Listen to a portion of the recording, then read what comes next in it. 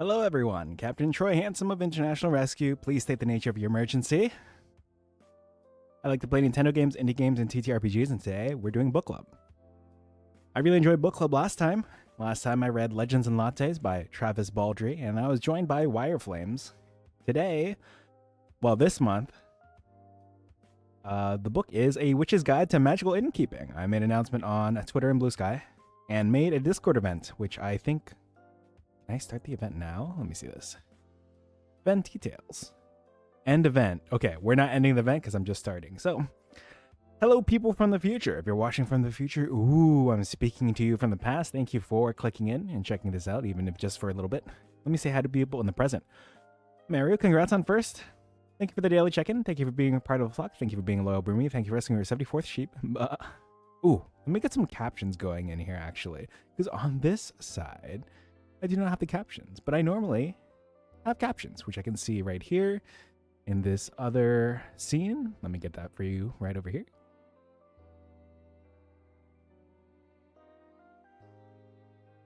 Oh, hey, it matches the book I'm reading. I'll put it over here and let me move chat to a different area. And then I'll keep saying hi to everyone. Here, I'll put you here in front of the sunset. Hey, I'm trying to find tweening software that's free for PC. I was going to use a light motion, but it's only for oh, that's a shame. I feel you. There's so much push for mobile stuff these days. Whereas I grew up with more of a desktop or laptop environment. So I just feel it's easier for me to do this kind of thing. Same with the whole console situation. I do like my consoles, and we grew up on Nintendo consoles, but it's just so much you can do on a computer. For good and for bad. All right, let me keep going with the hellos to everyone. Howdy, Ida. Ida, thank you for the daily check-in. Thank you for being part of Flock. Thank you for being loyal, Broomy. Thank you for rescuing your 100th sheep. So, congrats to Meru on first, congrats to Kwai on second, and congrats to Meru on Fancy first. Was the first one here and says, Banui. Let's see, Squishy. Thank you for the daily check-in. Thank you for being part of Flock. Thank you for being loyal, Broomy. Thank you for rescuing your 51st sheep. And Reese, thank you for the lurk. Enjoy your short rest. Congrats on your magical chimney. By unfolding this magical chimney, you can use it to pass through ceilings and also walls. A magical fireplace appears on the other side, inspired by Heidi Cakes. Hawaii, thank you for the daily check-in. Thank you for being part of Flock. Thank you for being a loyal Broomy. Thank you for rescuing your 21st sheep. And Reese, thank you for your daily check-in. Thank you for being part of Flock. Thank you for being a loyal Broomy. Thank you for rescuing your 154th sheep. And Squishy, congrats on your snow golem set. A hat that contains 2 coals for eyes, a button for a nose, and a corncob pipe that animate a snowman who has the whole set placed according to the musical instructions, courtesy Ida Takimas. I don't have tweening export storage on mobile. Oh my gosh, it's so hard to access different storage on mobile because you'll save it, but it's like, oh, did you save it to files? Did you save it to photo gallery? Did you save it to other photo gallery? Because I run because I came from an Android environment to an iOS environment, I have both photos and Google Photos. So I basically have both Apple Photos and Google Photos on my phone. But yeah.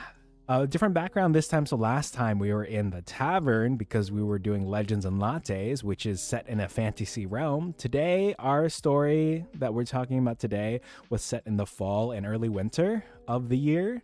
The main character of this book, Sarah Swan, S-E-R-A, Swan, who is, I believe she's half European, half South Asian. She loves the winter. This book was really cute. Let me go and get a Goodreads listing right here for A Witch's Guide to Magical Innkeeping.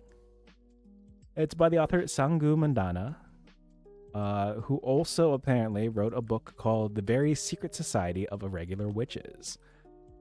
So I've taken notes because I take notes while I read for Books for Book Club. So I've got those notes handy. I need to fill out my book journal with the results of this book. But this is a really enjoyable book. It reminds me of, I feel like I've been reading a lot of these kind of books lately where we have a powerful main character and then we have the leader of an oppressive elite group working against the character. So the first book that comes to mind that I read recently is called The Book of Doors, sorry. Let me get a Goodreads listing for that. The Book of Doors. I'm excited for this person's, Gareth Brown. So I'm excited for this person's upcoming book because there was an excerpt of an early version of the book, I believe, at the end of this book, The Book of Doors. Let me see if I can pull up the author actually, because I think it came out recently. The book is called The Society of Unknowable Objects. So the the second book that he wrote was published August 12th, 2025. So not too long ago. It's a book I need to pick up. So it reminded me of this book. Wait, no, I'm sorry. I mixed up books, but I'll post about these books anyway. It reminded me of a different book called Ink, Blood, Sister Scribe, because one of the sisters still lives in the childhood home, which has a special magical ward over it. And similarly, in A Witch's Guide to Magical Innkeeping, the main character runs an inn out of where she essentially grew up that also has a magical spell over it. So let me get this one. So, Ink, Blood, Sister Scribe. It's a book I really enjoyed. Oh, it says want to read. I need to change this. Oh, it's because I'm not logged in on here. So, Ink, Blood, Sister Scribe. And it's a lot like the book from today, which let me get just in case I didn't paste it. I feel like I did. Let me scroll up. I did. So let me actually incorporate that into a pinned message. All right, here we are. So Meru and Kawaii are first and second respectively. Meru is fancy first, and today's book is, once again, A Witch's Guide to Magical Innkeeping. Let me read out the description for you all before I actually get into the book.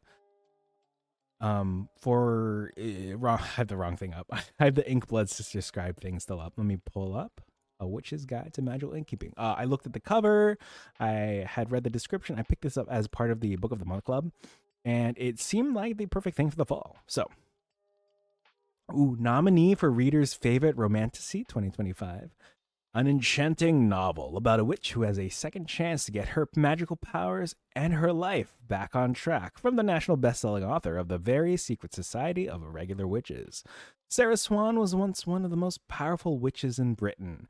Then she resurrected her great aunt Jasmine from the very recently dead, lost most of her magic, befriended a semi-villainous talking fox, and was exiled from her magical guild. Now she, slightly reluctantly and just a bit grumpily, helps Aunt Jasmine run an inn in Lancashire, where she deals with her quirky guest shenanigans, tries to keep the talking fox in check, and longs for the magical future she lost. When she learns about an old spellbook that holds the secret to restoring her power, she turns to Luke Larson, a gorgeous historian who might just be able to help her unlock the book's mysteries. Luke, who has his own reasons for staying at the inn, never planned on getting involved in the madcap goings-on around him, and certainly had no intention of letting certain grumpy innkeepers pass his icy walls. So, no one is more surprised than he is when he not only agrees to help, but also finds himself thawing. Running an inn, reclaiming lost magic, and staying one step ahead of the watchful guild is a lot for anyone. But Sarah is about to discover that she doesn't have to do it alone, and that the weird, wonderful family she's made might be the best magic of all. So those of you who like found family, the genres I see here listed are fantasy, romance, cozy, very true, fiction, audiobook apparently, witches, cozy fantasy, magic, adult, and romantasy, which I believe fits the description. It's a little grounded, but that's fine.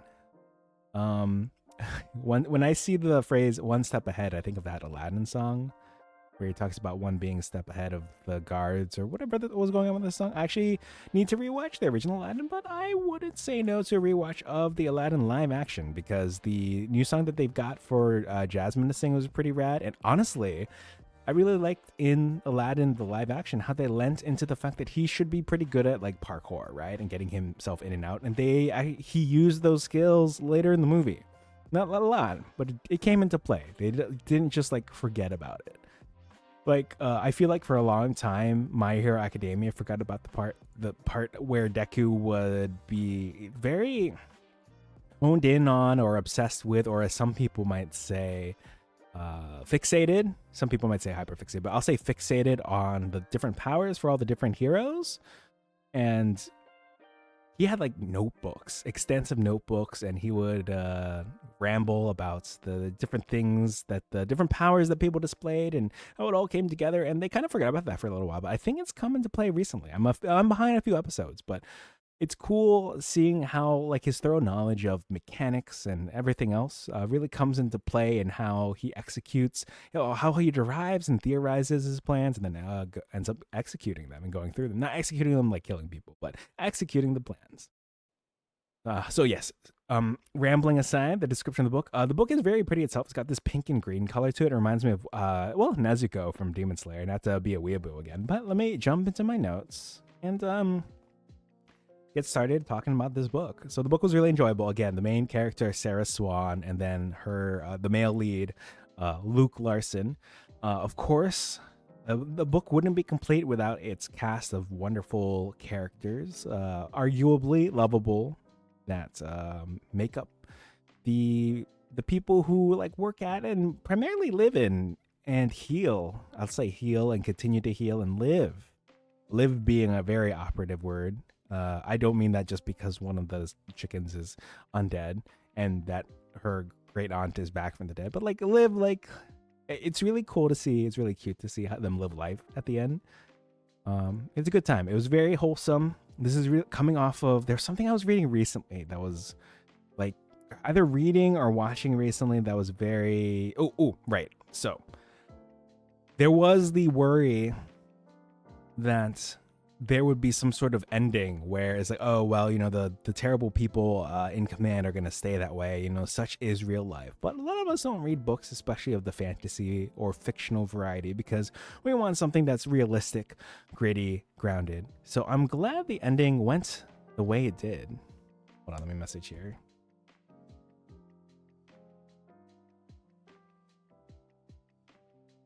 All right, so let me jump into my notes and we'll get started.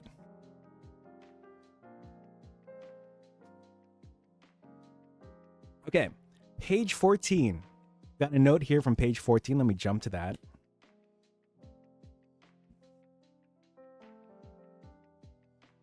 Okay, so the line here is magic's like, oh, sorry, let me start from the beginning. So, you pushed yourself too far, Clemmy said in a tone that suggested she was the one most inconvenienced by this development. Magic's like anything else. It gets depleted when you use it, and then time, rest, and a nice cup of tea top it up again. I think that's a cute line, because I like to think that if I had magic, that a nice cup of tea or a nice cup of coffee would top my magic back up again. So, question for the class, which I will also type in chat to be more engaging here. If you were a witch, what would refill your magic? Oh, hi, Hebe. Thank you for the lurk. Enjoy your short rest. So let me look at this page again. This is page 14. Time, rest, a nice cup of tea. So let me write this in. Time, rest, a nice cup of tea, etc. So that's a fun food for thought.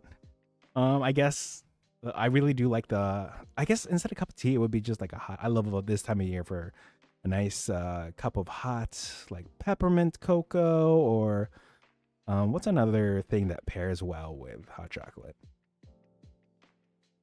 Back when I used to go to Starbucks and back before they got rid of it, they had like a snickerdoodle hot chocolate. So I feel like a nice cup of hot chocolate would do me well. Let me move on to my next note. Oh, yes. So around page 26, there's a line that I breathed a sigh of relief, because I knew this was a romance book going into it, but I was confused because the main character at the beginning of the book was like 15. And I'm like, wait a minute. I am like, this is no offense. Young adult is easy for people to read, and it's very popular, and it's good for good reason. But when it comes to romance, I prefer it if my characters are on the older side.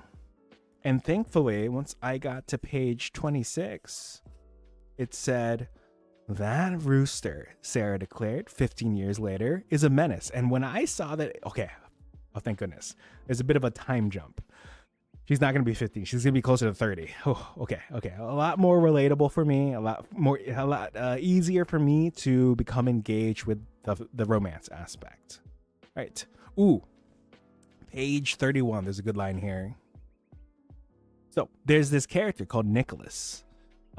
He always wears his suit of armor. Like, he's always wearing it. He's one of the eccentric in-stayers, residents of the inn. And it says here, Sarah glanced at the clock. Shouldn't you have been at the medieval fair an hour ago? I could not depart without polishing my armor first, Nicholas replied gravely. He gave Jasmine a courtly bow, Jasmine being the great aunt, patted Ruru on the head, the skeletal rooster, chicken, and snatched up the sheathed sword propped against the door on his way out.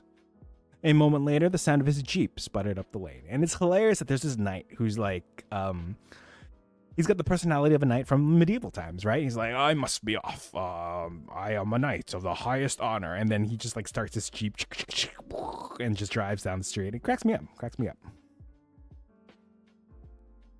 Ooh, bottom of page 32. Here we go.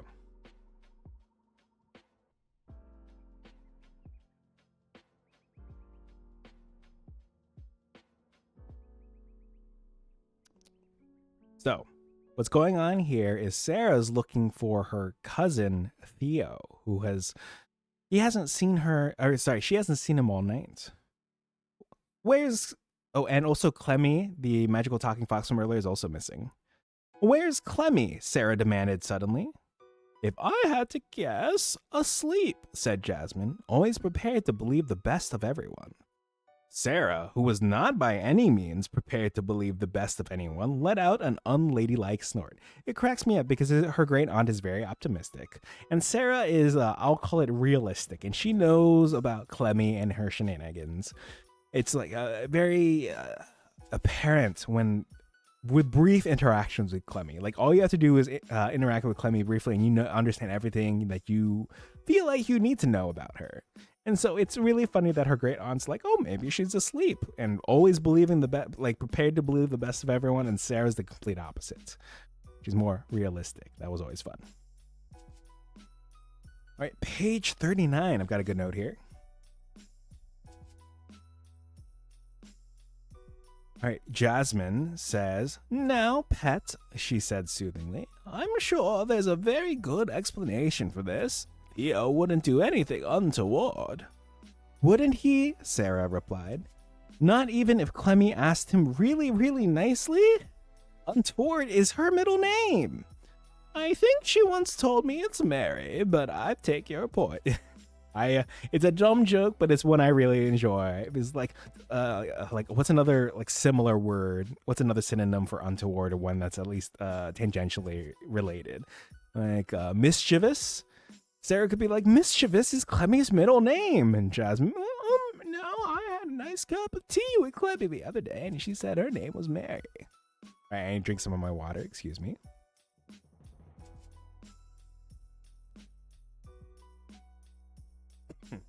Excuse me. All right, I've got something here for page 40. Oh my gosh, it's the same paragraph. I do feel, though, that whatever Clemmy may or may not be capable of, Theo wouldn't let himself be led astray. He's an angel. So was Lucifer, said Sarah darkly. It cracks me up.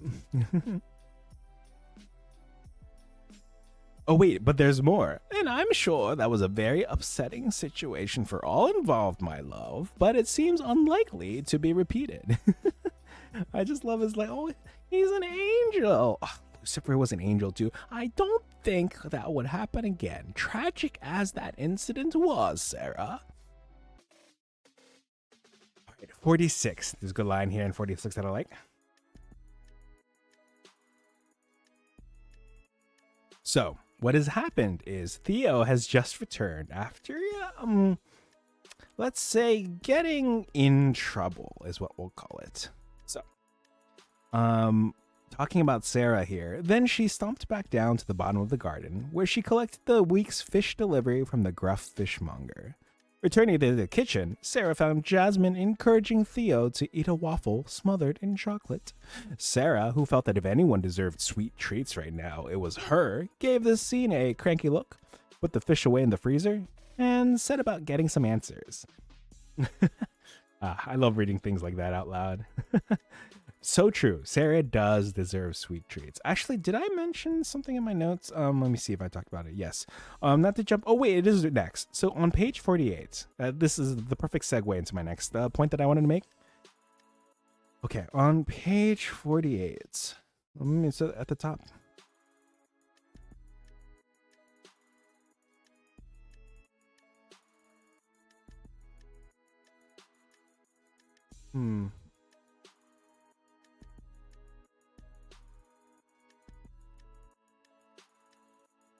No, actually, sorry, this is a different note. So Speaking of sweet treats, I really like that the book, they talk about different baked goods, and some of them sound pretty nice. Like, I think they're like brownies at one point. Oh my gosh, the concoction that Sarah made with little, I think Luke was the one who was inebriated, right? Yeah, the concoction Sarah made with drunk Luke in the kitchen when they had their alone time together in the kitchen. Oh, it sounded so divine. It was like biscuits layered in a pan, and then it was peaches.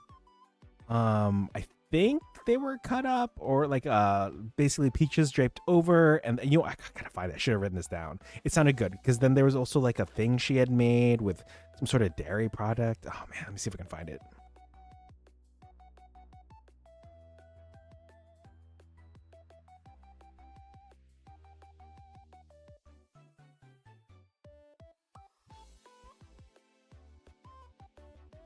I gotta find this. It was so good sounding.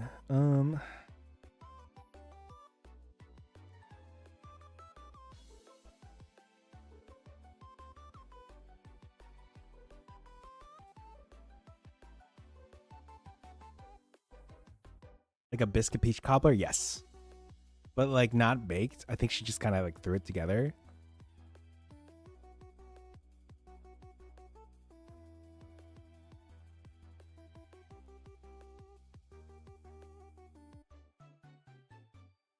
Okay, I found it. Here we go. It was pages 196, at least for my edition. She didn't bake biscuit dough. I think it was like biscuits left over, if that makes sense. Let me see. So Luke followed her and watched with a dubious expression as she pulled a tin of condensed milk, a packet of rich tea biscuits. Oh, it's tea biscuits. I'm a little unfamiliar. A bottle of dark rum and 3 peaches out of the cupboards. And that's gonna make you less hungry? You'll see. Can you get that tin open for me? She arranged biscuits over the bottom of a large ceramic dish, breaking off pieces to make them fit. She sliced the peaches and layered them over the biscuits, then added a second layer of biscuits on top. I know what you're thinking. You're thinking there's not enough fruit and far too many biscuits. But you're wrong. This is the perfect biscuit to peach ratio. Tea biscuits are cookies. Oh, they're just cookies. Oh, right, because this is Britain, so it's not biscuits like I'm thinking of. How with my familiarity with the American Southeast, it's like oh right, okay, they're cookies. Thank you. You know what? We're here already. I'm gonna read this too. Absently licking sticky fruit juice off her thumb, she looked up to see Luke watching her, eyes dark, a muscle ticking in his jaw. Her heart fluttered wildly, like a bird in a cage, and she couldn't resist licking her thumb again. Luke's voice was like gravel. I'm pretty sure you got it all. You don't look at me like that very often. I'm making the most of it. That made him laugh. God, you're a menace. I do my best. Sarah stirred a splash of rum into the condensed milk, drowned the sliced peaches and broken biscuits in it, and found some double cream in the fridge to pour over the top. And now, she said triumphantly, holding out a spoon, we get to eat it. Okay, so to recap, what's going on here is it's tea biscuits, so it's cookies at the bottom of, what is this? A large ceramic dish, and then sliced peaches, and then a second layer of the tea biscuits, aka the cookies. And then it's a rum in condensed milk, like mixed together and like poured, sounds like healthily over top, and then topped with double cream in the fridge. I'm a little unfamiliar with double cream, but I assume it's like heavy cream adjacent. I know it's not the case, but I love the concept of him watching because she's just absolutely a voracious eater and not out lost. Yeah. Or it's like where if she like accidentally spills some on herself and she's like, oh no, he's like, wait, no, don't let it go to waste. And he's not like licking it out of like less reason. He just doesn't want to get to go to waste. Okay. But yeah, let me make a note of this actually, for not like technically as a recipe per se, but just like I should put this in my notes.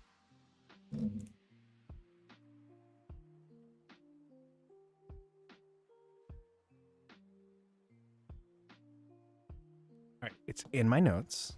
Let me catch back up. Double cream is like 60-ish% butterfat, so thicker than heavy cream. Ooh, even thicker. Oh yeah, this midnight snack sounded divine. All right, let me jump back to page 48. What I'm eyeing is I'm probably going to yap about this book. I feel like it'll take up to, oh my gosh, on my next break in 32 minutes. I'm going to try to finish up what I can in 32 minutes. And then maybe I'll switch to go working from there. Hi, Zap. Thank you for the lurk. Enjoy your short rest. All right, so my note for page 48. Oh, yes. So Theo and or Clemmy, they're recounting what happened to Theo and why he was missing like all night. So actually, let me turn back a page. Theo and Clemmy, it turned out, had left on Theo's bicycle the night before after pretending to go to bed. Jasmine looked so great Aunt Jasmine, the one who's resurrected, looked so faint at the thought of Theo biking around the dark Lancashire countryside that Sarah feared for a moment that a second resurrection spell would be called for. Just cracks me up, the idea of it's like the story shook great Aunt Jasmine so much that Sarah was afraid she would die again. What is this? Sorry, this JoJo remix is throwing me off vibes-wise, so I'm actually going to skip it for now. All right, page 48, page 68. Let's see what page 68 is about. Oh, yes. So page 68 was a solid line from Professor Verity Walter, who's one of the bright and shining faculty members of the guild in this book. And it's nice that there are characters like her around. She's great. She always wears, I think, riding boots, despite not riding on a horse for any reason. She's just always slay. Okay. The castle towered over the courtyard, complete with flying buttresses, mullioned windows, and spires. Luke strode up the front steps, Posey, his little sister, in tow. She's 9 and autistic. Inside, people were crisscrossing the huge entrance hall, ascending flights of stairs, or passing through the tall archway ahead on their way somewhere else. As always, all conversation was pitched politely, decorously low. And then my favorite line, here we go. Like a museum, Bradford Bertram Mogg had once said. All my homies hate Bradford Bertram Mogg. To which Luke's employer, Professor Walter, had replied, yes, specifically those museums where they store the corpses of the deceased. I believe they're called tombs. She cracks me up and she's looking out for good people. It's great. She's great. All right, page 71, I have a note here saying Verity is great. And oh, right. So on page 71, Luke, the male lead, is having a discussion with his mentor, Professor Verity, as we mentioned, Verity Walter, I believe, who is epic, but also a different character named Howard.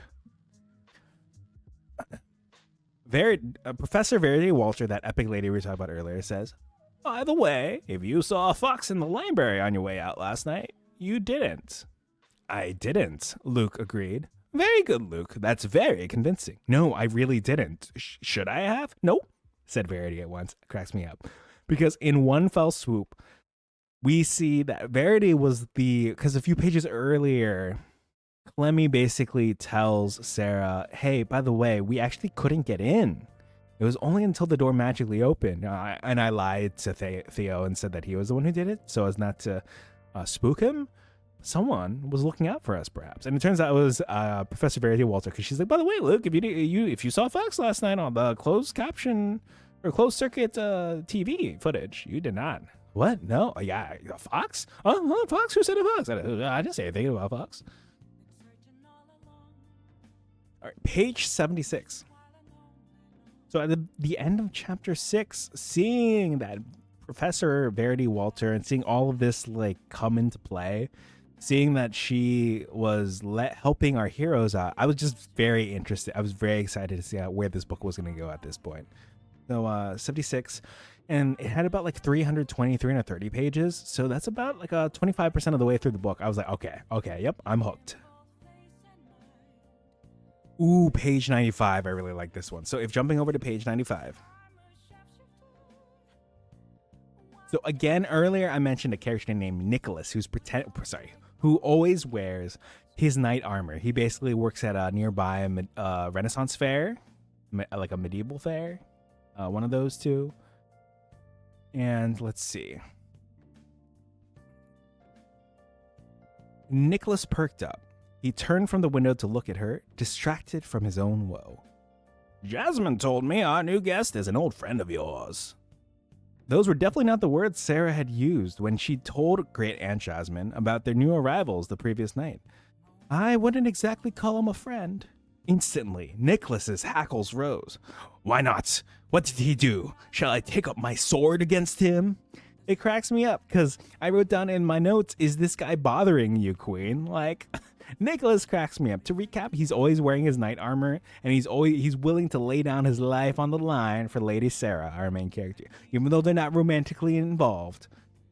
It's just hilarious. Like his demeanor changes. Like, is there someone I must duel to the death? Your honor, my lady. All right, that was page 95, 96. Let me take a look.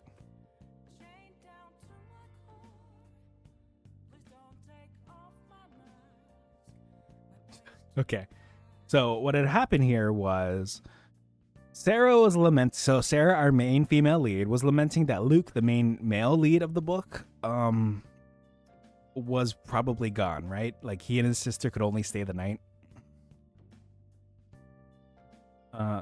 And I think she was driving Nicholas around. Oh, you're right. She had picked Nicholas up because he had sustained essentially a concussion while working, so he couldn't drive home, but he needed to be picked up from work, which was about 15 minutes away. She pulled into her usual parking spot next to Matilda's comically tiny electric two-seater and noticed at once that Luke's car was still there. He's still here! Nicholas almost tumbled out of Sarah's car, armor clanking, and on the off chance that she had lost her powers of observation in the last 30 seconds, added, Sarah, look, he's still here! The front door of the inn was standing open, as if someone was just inside, and sure enough, Luke materialized in the door in the doorway a moment later. My lord! Nicholas's earnest cry was dented only slightly by the fact that he was swaying due to a possible concussion. Consider me your loyal subject. You annotate your books. Thank you for the hi, by the way.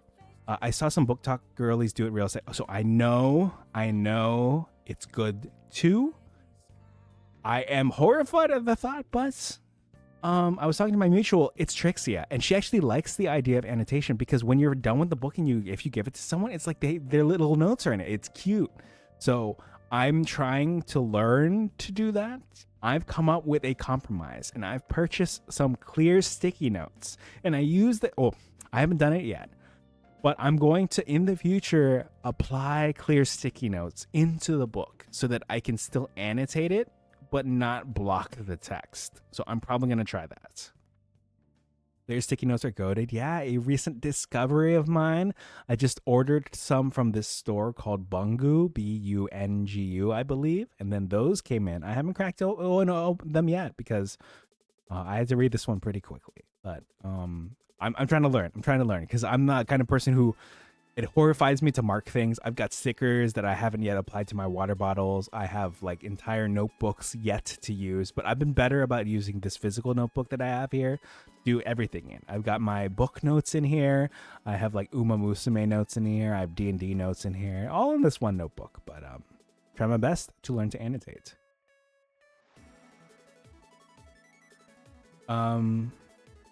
Since you're here, this book was as a romantasy book. Well, so what was it? I read a Yuri book last month, so I was like, this month it's time for some Straui. We got a Straui book here on the table. Let me see.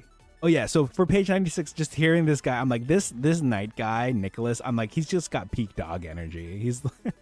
He's not a romantic interest for the main female lead by any means, but he's just like loyal dog.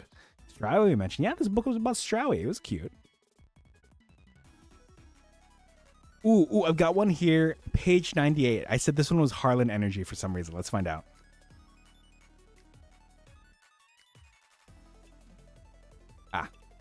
Okay, here we go. I got to read stuff from 97 first. So that was Nicholas. Oh, sorry. Sarah paused to take Nicholas's sword away from him before leaving him to Jasmine's tender care. To recap, Sarah's the main female lead. Jasmine's her great aunt. Leading the way into the house, she glanced back at Luke, male lead, and said, so that was Nicholas. Have you met the others? Just Jasmine. What's with the armor? Nicholas's armor? He works at the medieval fair near Winewall. Luke was unconvinced. That was not medieval armor. I don't think the fair is overly concerned with historical accuracy. Sarah had never seen anyone look more appalled than Luke did in that moment. Not concerned with historical accuracy?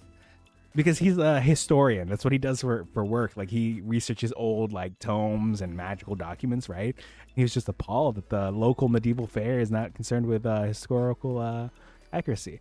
Well, thank you for the 7th stream streak, comrade. I really appreciate it. Favorite character of this book? Wait, which one? Sarah, the main female lead. Nicholas, the dog-coated guy who's always wearing his knight armor no matter what.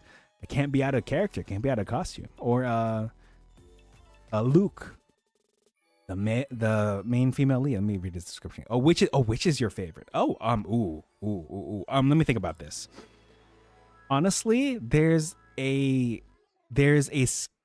you can't see on this copy of the book because my hand is covering it. There is a skeletal chicken, like a skeletal rooster, I think. I'll call him a chicken for now. There is a bone chicken. He did not go back in time to get turkey off the menu, but his name is Ruru, and he cracks me up. He's just like, imagine the shenanigans at an inn where there's a skeleton chicken running around, and you can like knock its head off, and you got to put it back on. Bone-in chicken. Yep, yeah, it was a bone-in chicken. Ruru ring. Yeah, just like Meru. So the chicken is pretty high up there. As far as like real characters go, let's see, I do think Clemmy cracks me up. I do think Francesca is a she's fine. She's not my like favorite, but she's what's what I'm looking for. The way she carries herself, I'm like, oh, hello, I'd like to meet you. Like, I don't think, does it mention her husband?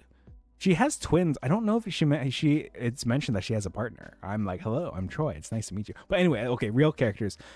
Clemmy is up there. Nicholas is up there. Oh, honestly, Luke is a good like brother figure. He's essentially the parental figure to his little sister at this point. His like sister's 9 and he's 30 something.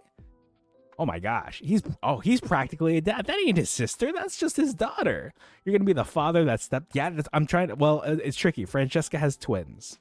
Oh, but they have grandpa issues, and she has daddy issues because the main antagonist, the BBEG of the book, is Francesca's dad.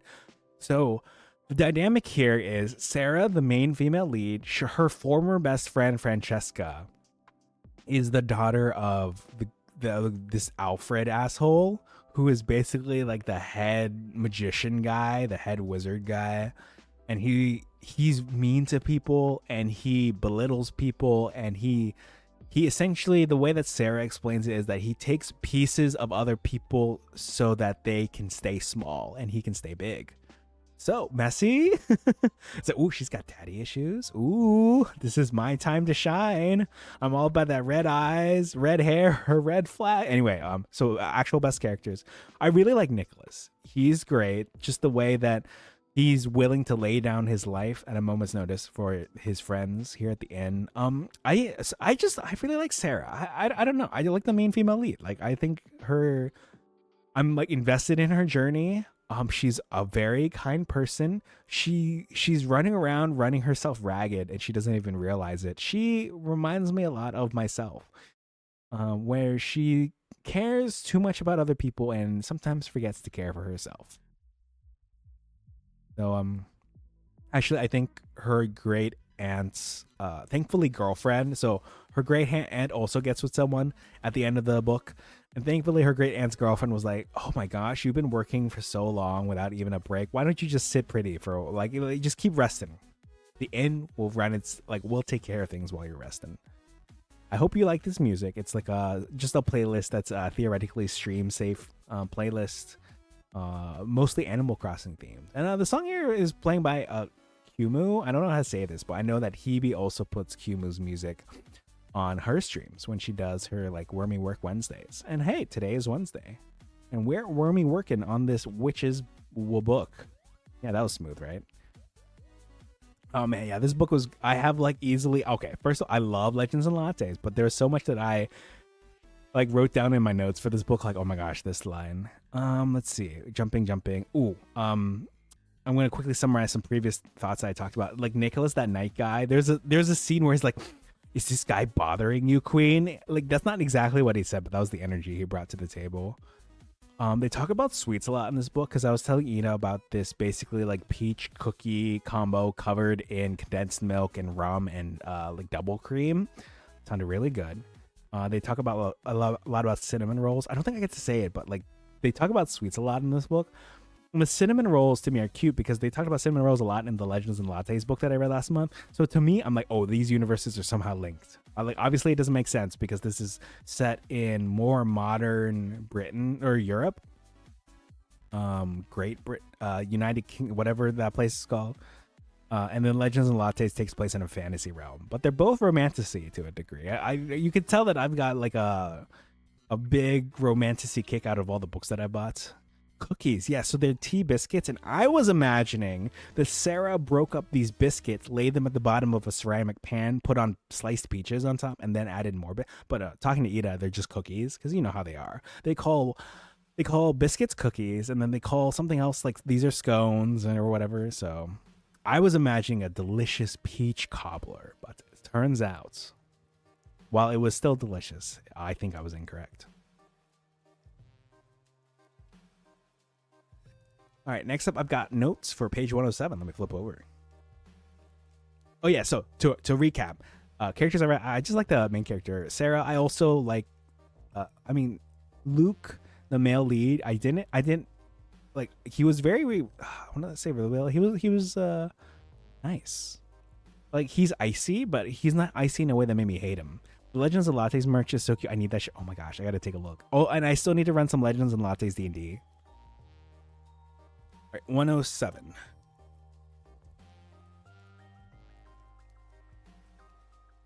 Oh, it's just a word that I didn't know what it meant. What is this word again?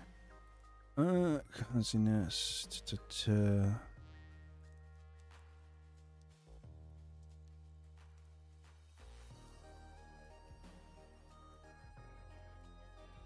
107. I'm on the right book. Oh, Zap, thank you for the hydrate. I will gladly take that.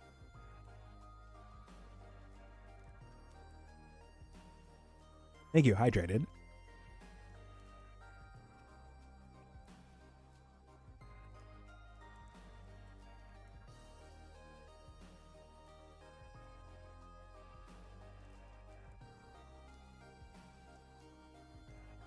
I feel like I might have marked down the wrong page. Hold on.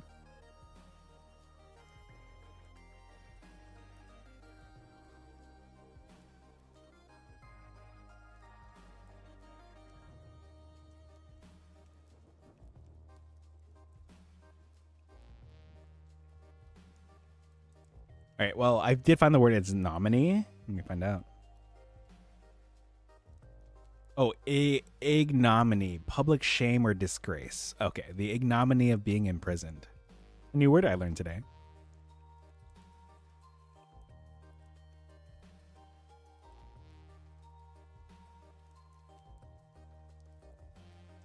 I'm like, what page was it actually then, if it's not 107?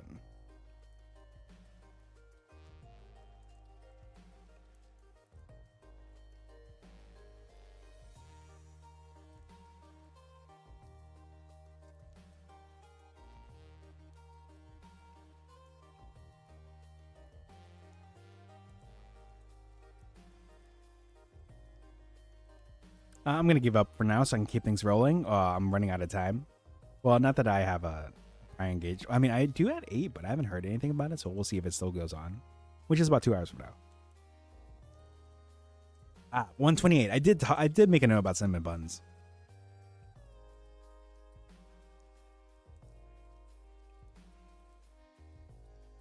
Okay, let's see. After the kids had come back, out of breath and laughing, and after the last of the cinnamon buns had been polished off, Sarah wrangled Theo upstairs to tidy his room, which was both necessary and futile, because no matter how tidy his room became under her determined eye, it always looked like someone had vomited up about 100 socks a mere hour later. I just want these cinnamon buns. I've been obsessed ever since I will admit it, I'm not immune. A nice cinnamon bun really gets me going. I love that middle portion too. Oh, my mouth is watering just thinking about it. Oh my gosh. Okay. Strowy enjoyers, where are you? Page 131, my next note. Okay. For the record, I'm of the child-free variety, so I actually don't believe in having my own kids. But I will still admit that this line certainly got my goat, which is interesting because the first rule of the N is no goats, 0 goats allowed. All right, we'll do Sarah's line. And I meant it. I really did. But you've turned out to be an invaluable repository of magical knowledge. You have no idea how much I'm wishing I weren't right now, Luke informed her. Fine. If I think of anything, I'll let you know. Can I get back to work now? Or do you need something else first? A kidney, maybe? My firstborn? I mean, if you're offering, he sighed. Now, it's saying firstborn probably from the viewpoint of, okay, like, you know how the Fae, they're like, oh, you know what, I can give you what you want so as long as you give me your firstborn. Promise me your firstborn. But what was going through my mind was when she's like, I mean, if you're offering your firstborn, why don't I help you out with that? So that's what I was thinking. Anyway, we're gonna move on now. 174. Let's jump over to 174.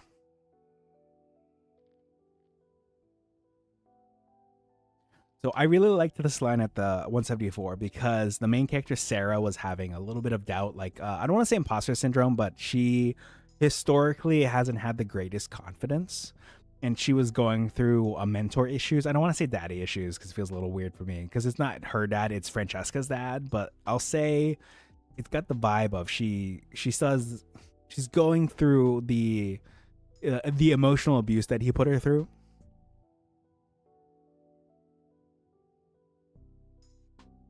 Maybe I wasn't like him then, but who knows what I'd have become if I'd stayed. If I hadn't brought Jasmine back, if I hadn't lost my power and been exiled, I don't know, maybe I would have become another Albert. Luke shook his head. I doubt that. If you were the sort of person who could have become another Albert, you would have never brought Jasmine back in the first place. I didn't know what would lose. Someone like Albert could never have cast the spell on the inn. So she's worried because, like, oh, if I had stayed under, like, if the guild hadn't exiled me, right? Or guild? Sorry, if the guild hadn't exiled me, would I be just like him? And Luke, the male lead's like, no, because he would never cast the inn on this. So the spell on the inn, basically what's cool about the inn is it's magical. If anyone needs it, they will find it. If anyone is looking for it with ill intentions, they'll never find it. It's like, say, there was a line earlier, but the book was like, hey, had a long day, you're still half a day's travel from home, you'll find the place. The line was, it was about a mom and a kid who had arrived at the inn late at night, and Sarah, or the author, had noticed that there was just a brief, like, bruise on the cheek, right? Like, it was a place of safety, a haven. It's really cute that the inn is for people like Nicholas escaping his dad, or like the male lead Luke trying to keep his sister away from his parents, and the people with ill intentions won't ever find the inn, only if Sarah allows it. And I thought it was nice. I think it would be nice if there could be like a haven like this for other people. All right, page 193. Oh, okay. So do you all know that meme where, like, this guy wakes up and he's like, how'd I get on the floor? Why are you on the floor? And he's like, well, you got into a fight and you lost, but I wanted to have to stay down here with you, so it looks like we're just hanging out, you know, like that meme. There was an emotional moment where Luke is basically staying on the ground with an apparition. We'll call it a ghost, but like a ghost of a previous version of Sarah after she had really gone through it, right? Sarah noted that this was before she was medicated. It was a real low point, probably the lowest point in her life, and she was on the floor in pain because of some accidental like harm that she had inflicted accidentally in her grief. So she was in pain on the floor, and Luke saw this, like, again, it's just a previous version of herself. I don't have a nodding emote, but I'm nodding. I gotcha. and he's just there. He's just like he's shoulder to shoulder with her, and at the same moment, because Sarah's viewing this from down the hall, she like puts her hand on her shoulder where Luke's shoulder is touching her previous self's shoulder, and she feels the warmth. And it's cute, but it just reminded me of that meme with the two dudes. All right, I laughed at something at 195. Let's take a look. Oh, okay. Well, for the Straui enjoyers, I'll read the whole page. Sarah retreated to the stairs to wait the memory out. Luke found her there a few minutes later, so this is after the scene I talked about earlier. He stopped in the darkened hallway, studying her, then stepped closer, raised a hand, and prodded her cheek. She laughed, smacking his hand away. I'm real, Luke smiled. Can't blame me for checking. No, I suppose I can't. He leaned against the opposite wall, hands in his pockets. I missed you earlier. Her heart thumped unsteadily. Why? Turns out I've grown accustomed to spending the hours of 9 to midnight on the same sofa as you. So from this point of view in the story, as far as romance goes, they like, everyone else like goes to bed, but they stay on the couch, kind of like not like touching each other, but like nearly, right? Like his elbow is close to her ankle. Or like her knee, it's like close to his knee, you know, that energy. And then Sarah, like the book says, had he been drinking? Was he high on magic mushrooms? Have you been drinking? Sarah asked. Are you high on magic mushrooms? And it cracks me up because the book is just like she's wondering this. She's wondering these two exact questions. And then she just asked those two questions out loud. He's like, has he been thinking? Has he been taking magic mushrooms? She just asked them both out loud. It's just, I think it's hilarious that the book was like that. This was right before then she makes that peach thing that I was telling Ida about earlier. Let's jump to 204. I've got something for 204.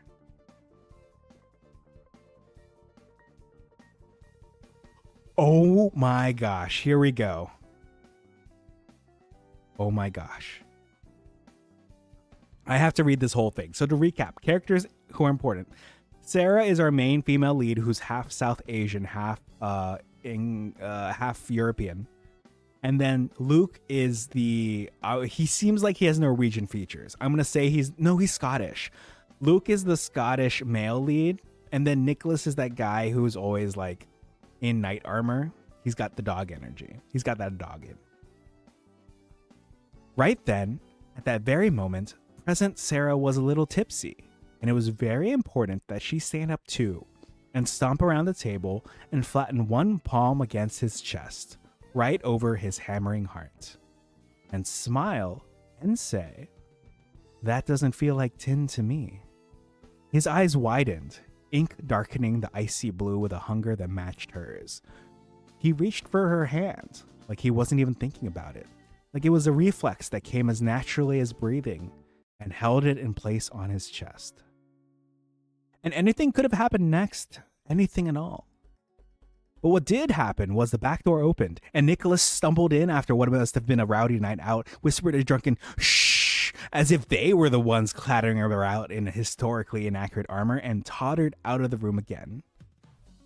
Sarah was tempted to be annoyed, but then it occurred to her that she was emotionally overwrought, not especially sober, and was wearing old, holy pajamas that gave her all the sex appeal of a moose on Benadryl. So maybe Nicholas's interruption was for the best after all. So, to recap, she had her hand on his chest, on his heart, because in the school that they went to, people joked that he was the Tin Man because he didn't have a heart.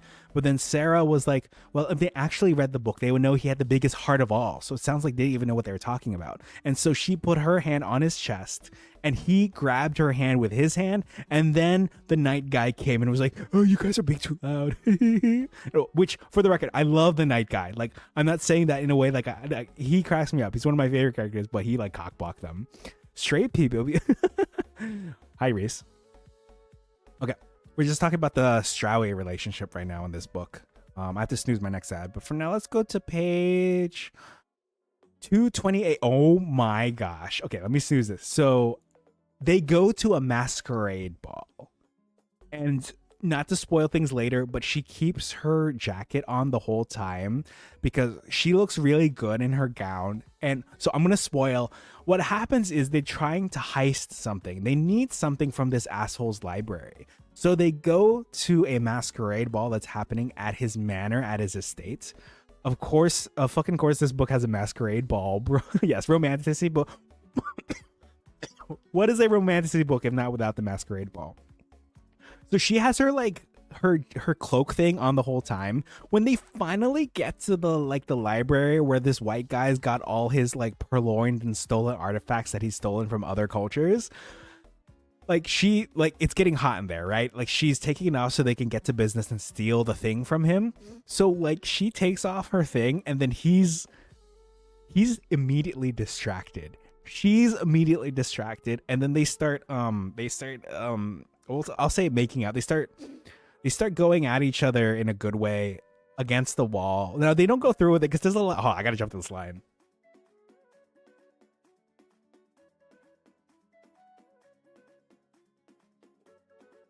Okay, so this guy's name is Bradford Bertram Mogg, but like one of the older ladies in the inn was like, what was his name? Bibbly Bog or something? And so the line here was, where is it?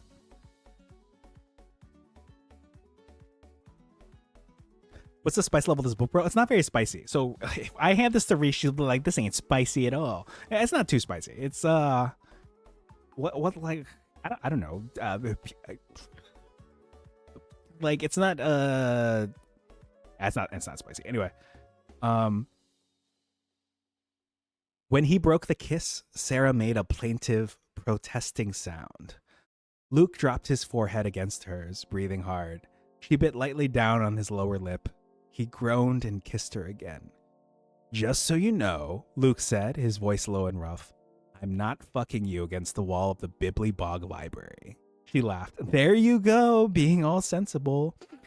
If you move about half an inch to the left, you'll feel just how not sensible I am right now. I'm going to stop there, but the fact that he's like, I'm not fucking you against the wall of the Bibbly Bog Library, it's just funny they call it the Bibbly Bog Library, because again, his name is like Bertram Mogg, but who gives a shit? This guy's an asshole. He's the Bibbly Bog guy now.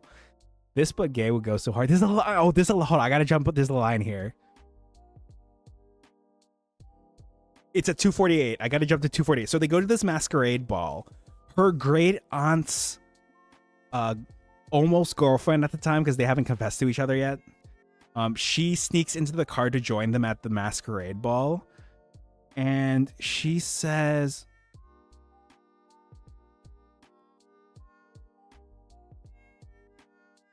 okay, let's see.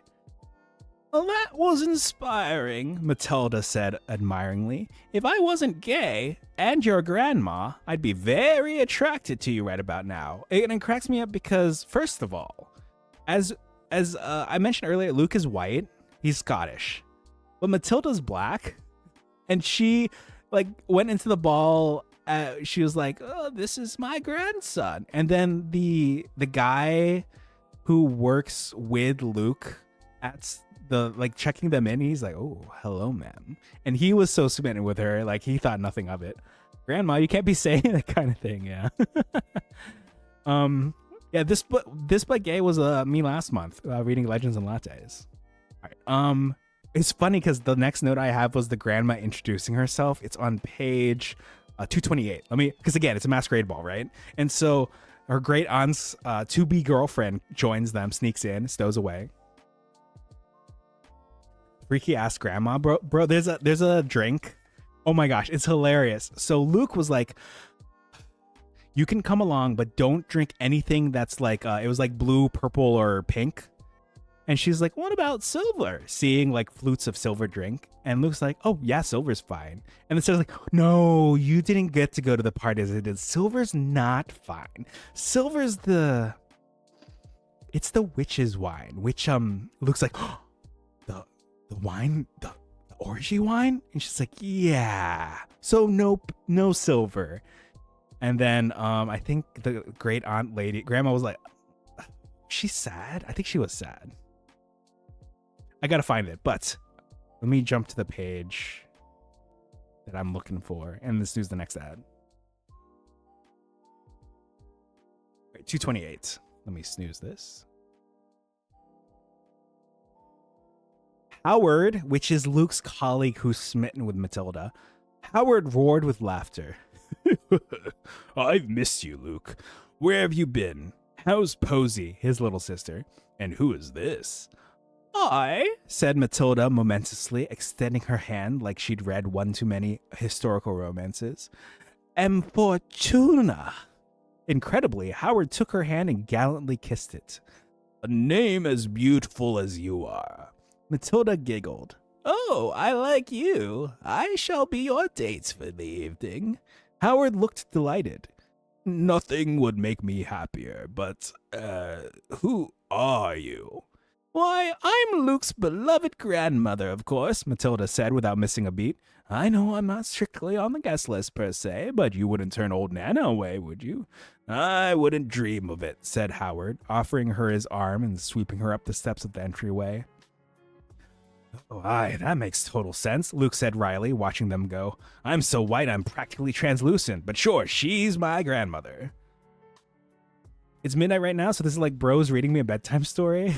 Yeah, we're tucking you in, like Joshy says on his stream that you don't get to watch because it's too late for you. With, yeah, the bedtime story of Straui. I have to, what's the word I'm looking for? Where you use propaganda. I'm propagandized. This is my Straui propaganda that I'm inflicting on the youngins.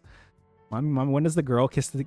Mommy, when does the girl kiss the... Okay, so the girl kisses the girl later. Well, I think she kisses her. The girl confesses to the girl later. Don't worry, we'll get to it. I don't remember the word I'm looking for. I have enough for a few more notes. Let's keep going. Oh, wait, Reese, you're here. You know the meme where like two bros are on the floor and one's like, what happened to me? It's like, oh, you were in a fight and you lost, but I laid down next to you, so it looks like we were just chilling. There's a scene in here like that meme. All right, page 239, the Bibli Bong. Hold on. 239? Oh, no, it's the line about I'm not fucking you against the wall of the Bibli Bog library. Okay, but it's also, on this, there's also a cute line about stars bursting against the dark of her closed eyelids. Let me get back to that. This is you reading Comrade Scary bedtime story, and at the end you're like, don't worry, those straight people aren't real. Go to... Bravo, thank you for the special entrance line. Hold on, let me put this, let me mark my place. So I can write that down. Your TV overlord, not Vox, is here. Let me write this down and put this in my, I'll put this in my Stream Notes channel in this Discord. And then let me also put it in my Stream Notes Google Doc. Thank you for the redeem. I appreciate it. Let me go ahead and, let's see, a new tab here for stream redeems. JTYT Bravo, special interest line. Paste without formatting. Okay, thank you. I will get that going when I can, as soon as I can. Thanks for being here. Wow, this was such a scary story. I'm so glad it's fictional. Yes. Thank you for the daily check-in, Bravo. Thank you for being part of Flock. Thank you for being a loyal Broomy. Thank you for rescuing your 5th sheep. And congrats on your tall pole with a descending ball that explodes when it hits the bottom, dealing damage in a 20-foot radius. Happy New Year. Bravo, do you condone Straui? Depends what that is. I will let Chad explain. I have to take a break in about 4 minutes, but until then, let me get back to what's going on here in the book. Oh, okay, so the reason why I think this line is cute about stars bursting against the dark of her closed eyelids when they're kissing is because when her magic is manifested in, like, she can see her own magic when she closes her eyes and she sees the different constellations at play. So when she lost most of her magic, she could only see a few stars, a few constellations left. And the entirety of the night sky that was in her eyes when she would close her eyes and look at her own magic was mostly gone. So it was really cute that starlight filled her eyes when she was kissing Luke. Depends what that is. Guy that does not know Straui. I'll let Comrade or Reese explain. I feel like it's not my place to describe or explain Straui. I'm not allowed. But yeah, it was cute. Let me see if there's something here that I can mention to Bravo 2 from earlier. There's an undead chicken. It's like a skeletal chicken. It's one of my favorite characters in the book. Oh my gosh, Bravo. There's a character who always wears knight armor. His name is Nicholas. And every time someone mentions like something. He has the energy of is this guy bothering you, queen? But in like a not a negative way. Conrad is probably best qualified. Yeah. So bravo. When a man loves. Okay. All right. Let me jump up to this line from Nicholas. Page 95. I gotta tell Reese about this too.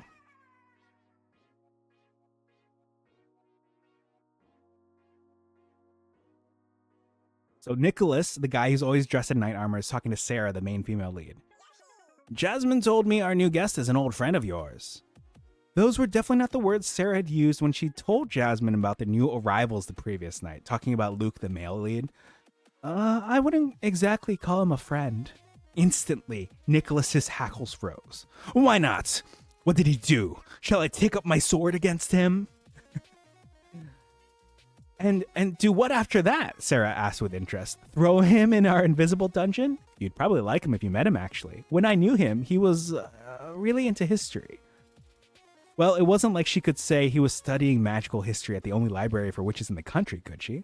If you wish it, I'll guard him with my life, Nicholas vowed. Apparently, with Nicholas, there was no middle ground between a duel and undying devotion.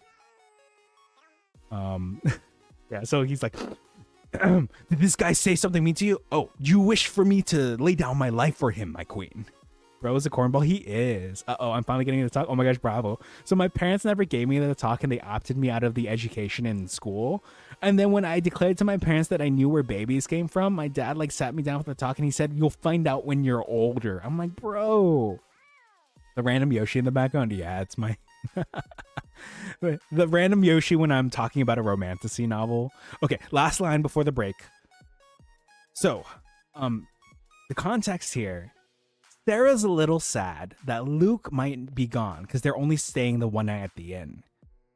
And then she pulled into her usual parking spot next to Matilda's comically tiny electric two-seater and noticed at once that Luke's car was still there. He's still here! Nicholas almost tumbled out of Sarah's car, armor clanking, and on the off chance that she had lost her powers of observation in the last 30 seconds, added, Sarah, look, he's still here! The front door of the inn was standing open, as if someone was just inside. And sure enough, Luke materialized in the doorway a moment later. My lord! Nicholas' earnest cry was dented only slightly by the fact that he was swaying due to a possible concussion. Consider me your loyal subject. If Luke was surprised at being accosted by a youthful knight swearing lifelong fealty, he recovered quickly. Thank you. I'm Luke. All right, snooze one more time. Did you ever find out? Yeah, I did find out from a children's illustrated encyclopedia. I still haven't found out. Keep this region. The Strawe Propaganda, which this book is. Okay, I am out of snoozes. I just popped the latest one so I could read Nicholas being like, my lord, consider me your loyal subject. Lady Sarah declared it so. What else do I got here? This book is super cute. Ooh, I asked a question earlier. Let me scroll up and paste it again. So there was a really cute line. Unless, where is it? It was right after Hebe lurking. Yes, here we go. Wait, no, that's Reese lurking. Meru, Reese, Hebe, here it is. Let me paste this here and then I'll explain myself.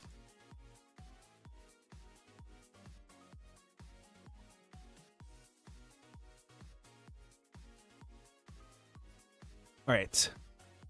You pushed yourself too far, Clemmy said in a tone that suggested she was the one most inconvenienced by this development. Clemmy is the former witch who got turned into a fox and now is stuck a sardonic, sarcastic fox. Magic's like anything else. It gets depleted when you use it, and then time, rest, and a nice cup of tea top it up again. All right. Yeah, I looked over at chat real quick and I see after this cute line, let me actually look at chat in earnest. I see an answer here. Okay, I'm not going to read that one out loud. Bath probably for Reese. Cute. Oh yeah, bro, let me watch David Tennant edit. Well, hey, if that's healing for you. Plugging myself into the wall. That is cute from Bravo, our local TV ad. Nice. I like it. I like it. How far are we in season 2 has been? We just finished the episode where Vox has made a deal with Alistair. We just finished that episode and I haven't seen any more of that. But Vox is sharp. He's sleek. He's fly. Very interesting. Okay, I gotta take a break in under 3 minutes. Vox threatens to sing in an episode. Wait, like he threatens to sing? Like he's like, oh, you better not or I'll start singing. I wish I could have watched longer, but I was hanging out with my girlfriend again. Now all good, bravo. I understand the FOMO, but like I hope the times have been good. And then of course I still need to show you the Mighty Nine because a new episode came out of Critical Role's The Mighty Nine. I think we did a watch along, and I think you were working, even though you said or you showed interest. So it was unfortunate the scourge of capitalism. So a new episode came out today because it's Wednesday. I just watched it. It was so peak. I bet I saw. Not to spoil, but I saw someone post just a clip of Jester saying like, no, I can't spoil. Reese is here. It was so good. Jester said something, and then she put her head on like Ford's shoulder. Oh my gosh, it's so good. It's so. Should I watch the first two episodes so I can join next time without like, oh, are you free right now, Bravo? I know I'm doing book club right now. Are you like free in 10 to 15 minutes for like 3 episodes? Wait, each one's 45 minutes, and I have a thing at 8. Ah, shoot. I only have time for like for a little bit. Wait. For how long is a little bit? Because each episode is 45. Maybe not 3. Yeah, I can't do 3 either. Can you do like 1 episode? Should I? No, I feel I can't end stream here, and I can probably do like 1. Okay. After my break, I gotta resume this book club. Some of it. Okay. Should I stream it on here? No, I feel like that would get me in trouble, right? Should I stream, but also, no, it's bro's being tempted. Oh goodness, I am being tempted. Like. This first episode goes hard. First 3 go pretty hard. Troy truly struggling to make this. I'm torn. Got a minute till I have to run this ad. I need input. I'm like, do I just pop into and then also do that while I can't end stream? It's only been an hour. Run the damn ad. Yeah, I will. Okay. I'm gonna think about it. And then we'll come back, and then I'll like maybe speedrun the last like. Okay, not speedrun in a mean way, but it, like we'll see what happens in a bit. Okay, see you all in a bit. Those of you watching the future, it won't be long. Those of you watching the present, will be about 3 minutes. See you all then.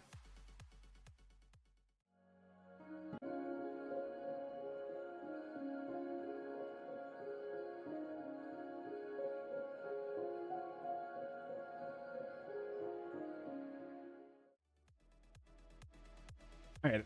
Hello, everyone. Captain Troy Handsome of International Rescue. Please state the nature of your emergency. Returned with more book talk before I gotta go in about 23 minutes or sooner. Got some more book stuff to chat about. To recap, I was reading A Witch's Guide to Magical Innkeeping.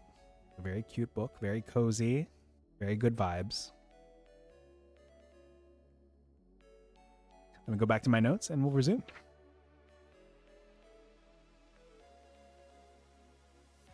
Welcome back. Thank you, Reese. I see you joined in on the raid. Nice. Okay. 239, 246. Let's see what 246 is about.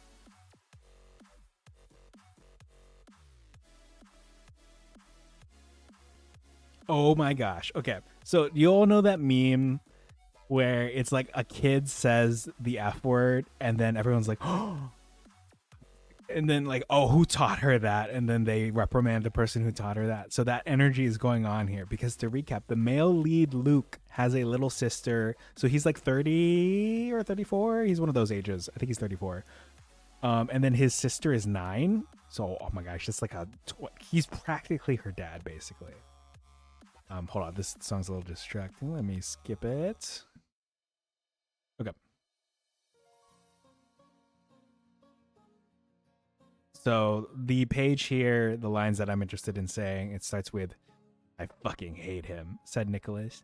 "Fucking hate him," Posey echoed brightly. "Nicholas," Jasmine protested. So basically, the BBEG did something really bad, and so the night guy was like, "I fucking hate that guy," and then the kid, the little girl's just like, "Fucking hate that guy." It's like, it's like, what are we teaching the kid? So that was funny to me. Let's see what's next. Page 248. Let's take a look. Oh, it's that line I mentioned earlier when Comrade was here about if I wasn't gay and your grandma, I'd be very attracted to you right about now. To recap, she is not his grandma, but came up. All right, what's next? Page 256. Clemmy. I'm laughing at Clemmy for something. Let's take a look.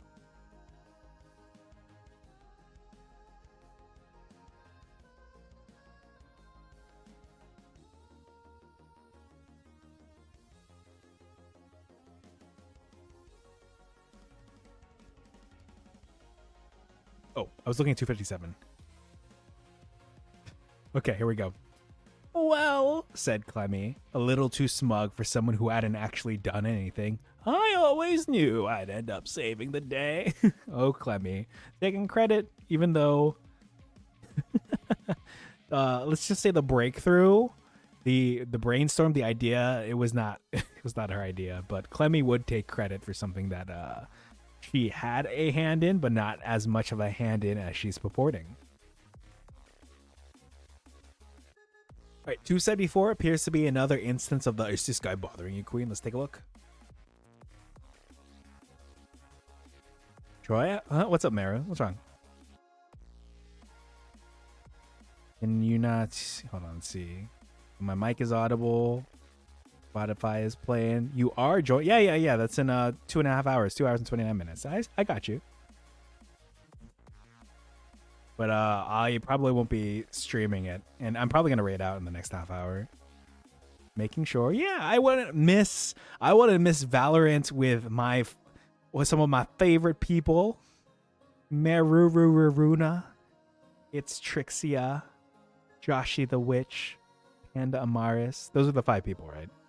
Hold on, let me take a look at your schedule. Going over to V Gremlins weekly schedule. Scrolling up. Oh, Toon Sekai, also a favorite person of mine. I see. Also, JTYT Bravo, favorite person of mine, even though not playing Valorant with me because it's squads of 5. Reese Bees, also a favorite person of mine, even though she's not playing Valorant with me. But I'm sure if I really wanted to, I'm sure she'd be down. Panda told me she couldn't make it, so we summoned to. Oh, I see. I was gonna say, yeah, it's squads of 5, which I think is fine. Like squads of 6. I mean, wait, no, that's a very Overwatch. Oh my gosh, I saw the Tricks emote show up on my screen, and I thought somehow she jumped into this private call in this private server. You can do 6. No. So in Overwatch 1, you could do 6, and so sports teams around the world made teams of 6, and then Overwatch 2 dropped to 5. So clearly, all those sports teams for esports have to now kick out one of their No, I'm just kidding. That's not how that works. What's up, Dara? Thank you for the daily magic item redeemed. Congrats on your candy cane, courtesy of our mutual friend Itataki Masa Candy Cane, a treat that magically grows into a weapon and walking implement. It's basically the Shillelagh spell. Thank you for the daily check-in. Thank you for being part of Flock. Thank you for being a loyal Broomy. Thank you for rescuing your 9th sheep. Oh, yes. So to recap, doing a Witch's Guide to Magical Innkeeping. You can see the book down here. You can see it's pink, which I know appeals to some people here in chat. Pink book. I finished it today. All right, so let's see how many notes I've got left. I have, Is Someone Bothering You, Queen, here on page 274. Pink Poggies. Yes, we love our pink. Pink goes well with yellow too. Pink lemonade. All right, 274. Then who the fuck cares what anyone thinks, said Sarah. If I told you that someone thought I was ridiculous, you'd demand to know who, so you could run them through with your very shiny, pointy sword. This is Sarah talking to Nicholas, who always dresses up as a knight no matter what. Did someone say you were ridiculous? Nicholas demanded at once, temper igniting. Did someone bother you, Queen? Cracks Knuckles. Love this guy's energy. Nicholas is one of my favorite characters in this book. All right, 279. Oh, okay. So to recap, this is a romantasy book. And so in 279, it says here...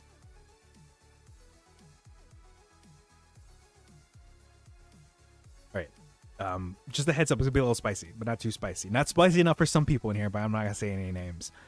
They made it as far as the threshold of Sarah's warm, cozy room before she yanked at his wet shirt, pulling it off over his head, and started wriggling out of her leggings.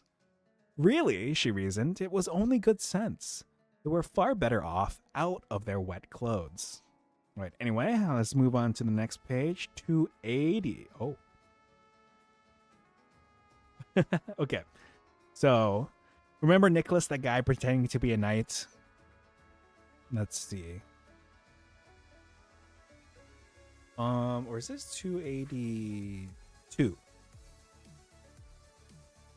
Yeah, it's 282. I put the wrong page number. Nicholas trailed off as his eyes moved past her, landed on Luke in her bed, came back to her, noticed that she was a bit rumpled and glowy. and wearing very little. And finally went hilariously impossibly wide. He immediately clapped his hand over them. Oh my god, my eyes! Nicholas, everything's covered, Sarah insisted, ignoring the choked sound of Luke trying not to laugh behind her. It's safe to look. I don't think I should. I'm sure there are rules against knights seeing. So to recap, Luke and Sarah finished an intimate evening together. Nicholas, the guy who's always in his knight armor, came in to like ask Sarah something. Pervert. No, he saw like Luke like undressed in Sarah's bed, and he's like, and he put his hand over his eyes. I'm not looking. My eyes. No, he's good. Oh, Nicholas, too young, too innocent. Right, page 283. It looks like nice for something. Let me see. Oh, I think I'm not going to talk about this because it's spoilers, but like just reading this book, there were a lot of moments I was like, nice. Like not in a, but in like a satisfying way. I'm pretty sure 283. Yeah, 283. Right, oh my gosh, 292. Okay, so to recap, this is a romantasy book. I gotta jump to 292. I think it's the wrong page.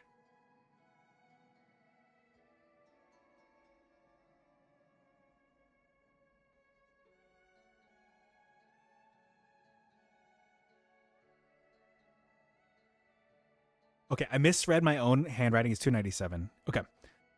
So Clemmy is secretly, she's like a 50-something-year-old lady who got turned into a fox. And then this is much later in the book. Again, it's page 297. Footsteps clattered down a hallway just at the landing above, then stopped abruptly.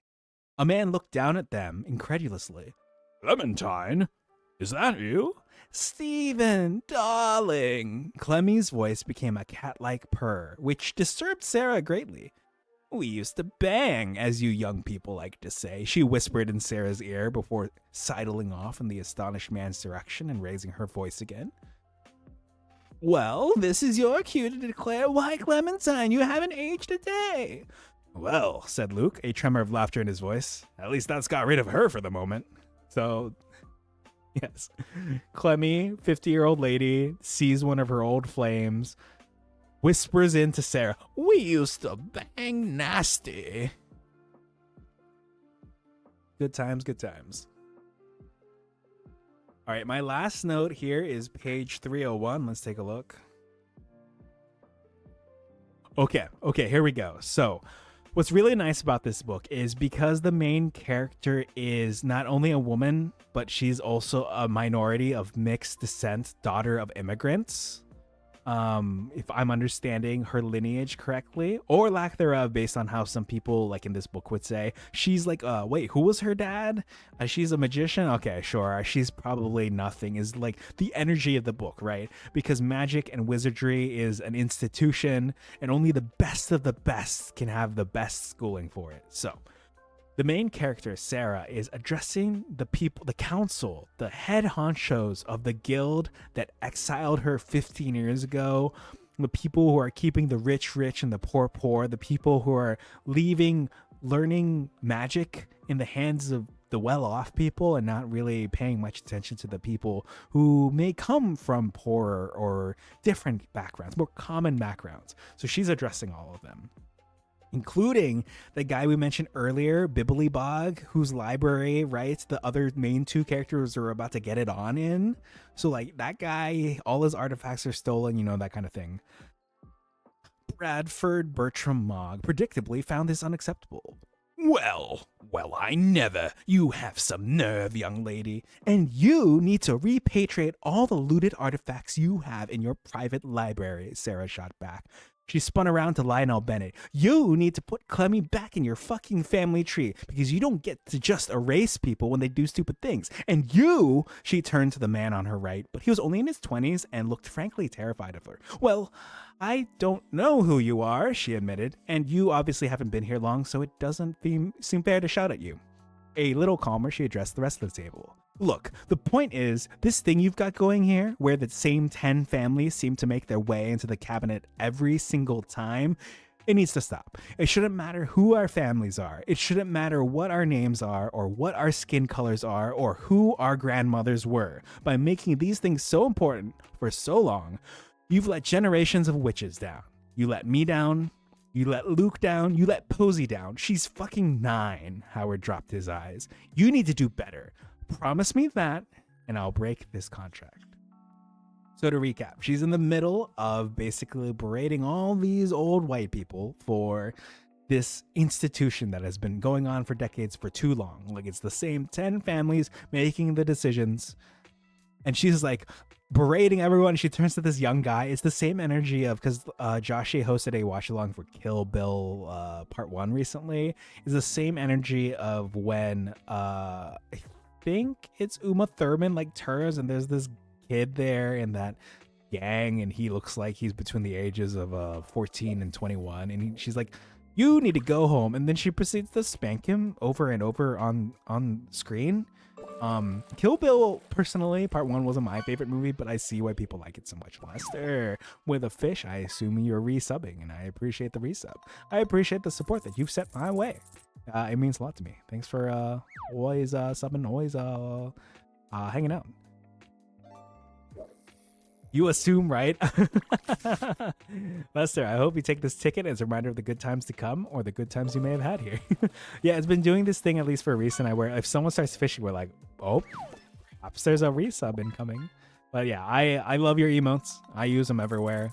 And of course, because you have it attached to Discord, it lets me use a nice Daisy "This is fine" everywhere, or the sunglasses Daisy. It's good stuff.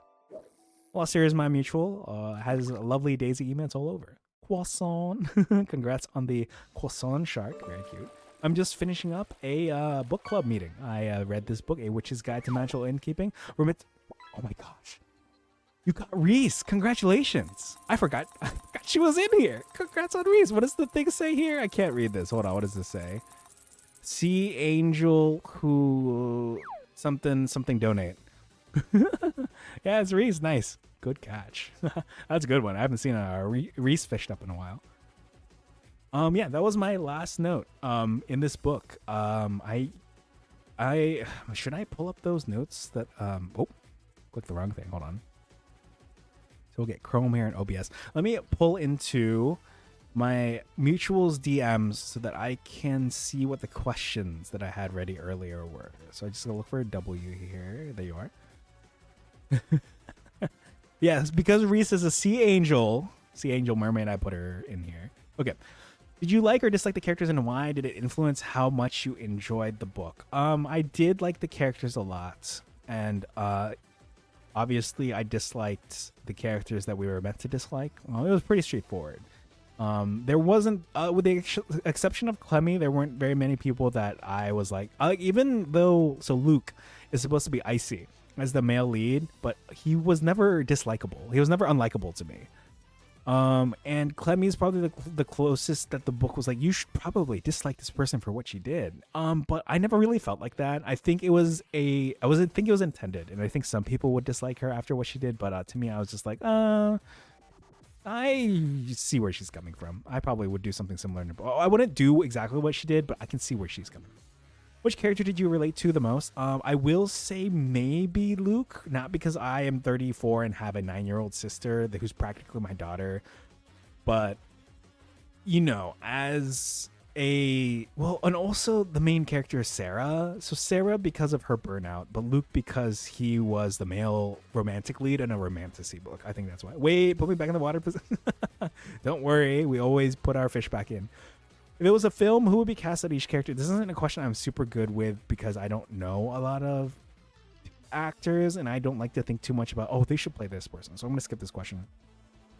How does this book help you understand someone else's life experience? So because I don't remember if the main character was first or second generation immigrants, but I think because a lot of the characters were second generation immigrants, it says someone else's life experience because I'm a second generation Filipino American.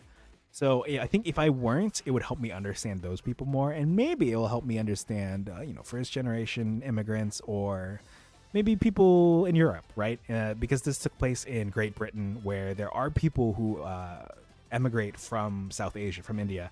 And there's a good line in the book about how they can love the land with all their hearts, but even if the land doesn't love them back. And there's a bit of racism that occurs in the book because the pub that they really like going to put on a sign saying like no immigrants, so they ended up going somewhere else. So she and her other, like, I believe, immigrant friends, they didn't talk about it, they just ended up going somewhere else. Back you go. Thank you, Lester. Thanks for what's the word for like when you throw fish back in the water? Thanks for helping out. Which character's actions or decisions had the biggest impact on the plot, and how did it change the story? Well, obviously the main character's actions had the biggest impact on the plot, but if we're not counting her, I